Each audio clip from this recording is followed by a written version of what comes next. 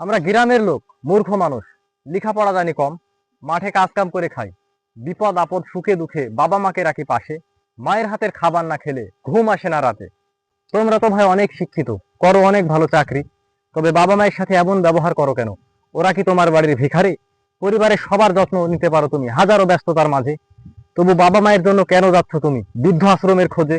বাবা মাকে বৃদ্ধ আশ্রমে রেখে আসার পরে লোকে যখন বলছে মন্দ, লোকের কাছে নিজের সম্মান বাঁচানোর জন্য কথা বলছো নানান ছলে। লোকের কাছে বলছো তুমি বৃদ্ধ আশ্রম অনেক ভালো, তারা আমার বাবা মাকে খাবার দেবে ভালো ভালো, সেবা যত্ন করে করে তুলবো সুস্থ, আমরা তো অনেক ব্যস্ত। এসব কথা তোমার মুখে রাখো, আমরা সবই বুঝি। তোমাদের মতো কুলাঙ্গার ছেলেরা কোনোদিনও জমাতে পারবে না আখিরাতের পুঁজি। লোকের সামনে মিছে মায়া দেখিয়ে কি লাভ হবে ভাই? ভালো খাবার কি তবে তোমাদের ঘরে নাই? বাবা মায়ের জন্য যদি অতই মায়া করো, কাজের লোক ঘরে রেখে তাদের সেবা যত্ন করো। তোমাদের মনের কথা তবে আমি বলছি ভাই, শোনো। তাদের এখন বয়স হয়েছে, চোখে দেখে কম, কিছুদিন পরে হয়ে যেতে পারে অন্ধ, তাদের গায়েও ছড়াবে দুর্গন্ধ। চিন্তা করো না, বাবা মা কিছুদিন পরে মারা যাবে, এবার কিন্তু তোমার পালা। তোমার ওই ঘরের খোকা যাকে তুমি প্রতিদিন আদর করে ভাত মুখে তুলে খাও, সেই এখন বোঝাবে বৃদ্ধ আশ্রমের কি জ্বালা।